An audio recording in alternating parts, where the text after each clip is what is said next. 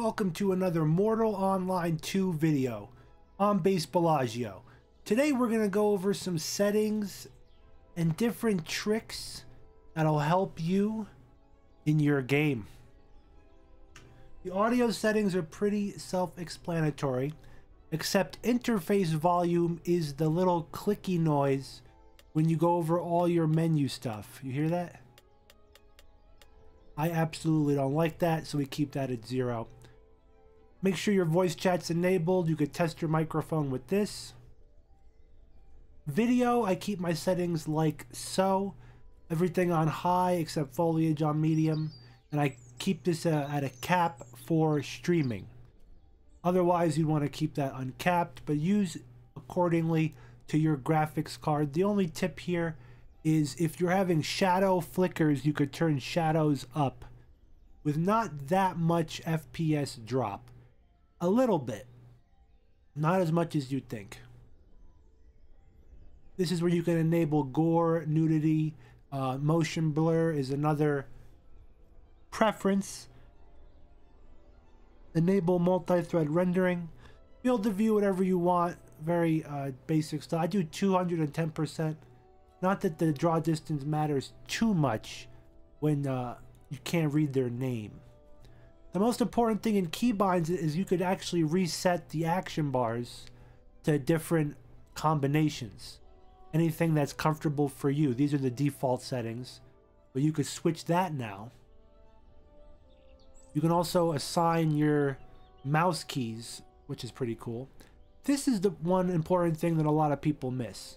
You can enable pop-up messages and you can color them whatever you like. This helps with, for example, when I cast magic on myself, see how it pops up on the screen?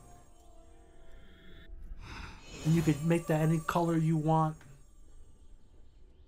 You could set it for when people talk locally or yell. You can have that pop up on screen. I have mine to combat messages, game messages, and server messages. But sometimes I do skill pop-ups, make that you know, any color you want. It's very interesting. I'm going to turn skill pop-up up. And we'll just keep it that color. Awesome. Now it'll pop up on screen. And then in the UI, you could change different things here with your scaling of your name. You can move your name around. Some people keep it close to the middle. Your compass you can make bigger here. Now, this is one of the most important things we're going to tell you.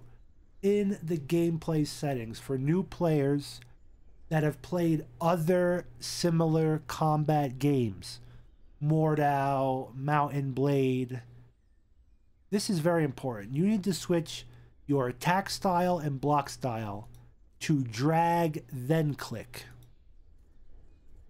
Drag, then click. This is like the default for every other game of the genre, and for some reason they default you to click then drag. Very odd. Again, it's a preference thing, but I think if you're coming into the game brand new from other games like Mountain Blade or Mortal, or you want drag then click. What that means is, oh, you need a melee weapon.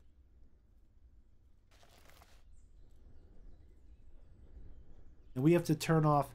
The next thing I'm going to teach you is thrust as default attack. I had that on, but check this out. Now, any way I move, you see how the arrow's moving? You could block. You drag first, then you click, you know?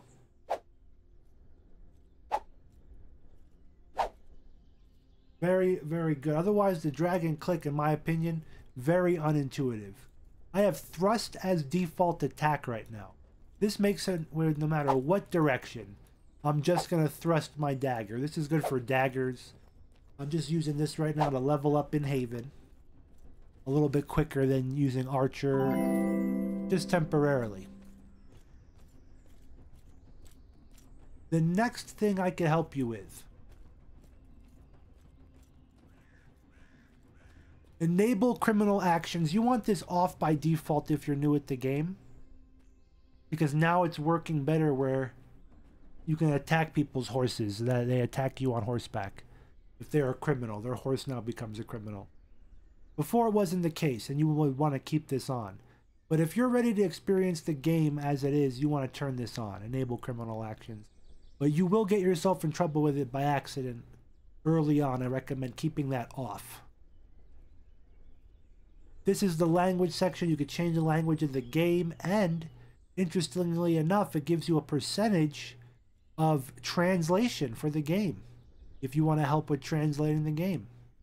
I know a couple Frenchmen that speak French. They could help out big time. The 5%. Pretty interesting stuff. That is all the tips and tricks. These colors, you want the combat. Why? Because if you're getting attacked, your pet's getting attacked, it pops up. These different things. If you're big into the guild, you keep your guild messages up. It comes up on screen. Stuff like that. Some of the pros like to drop down these settings to low. Just like any FPS game, you get the most frames out of it. Also, less things in your way. Less bushes, less stuff like that. That's something to consider and think about. And that's pretty much it. I don't know what some of these are. Like, this says use the aim direction modifiers will charge an attack instead of modifying the direction of your next attack. I haven't played with that one. One of you can comment down below what that does. And if you have any other tips and tricks in terms of settings, comment down below. It's we're building an amazing community. People are using the comment section. It's out of control, and it's a lot of great information. We love it. Keep commenting down below. Also, what are you most excited about for upcoming patches? Not included the fix that's coming for everyone to play. I'm talking about the next big update for the game. Personally, I'm excited for new magic. Necromancy is planned soon. I gotta save some points for it. How many primaries is it gonna take? Who knows? That being said, I hope you enjoyed the video. Give it a thumbs up if you like it. A thumbs down if you didn't. Hit that subscribe button. The bell icon. Let me know where you are at in your adventure. I am level 11, Clade. Our skill is up and I'm ready for the mainland. Thank you for watching.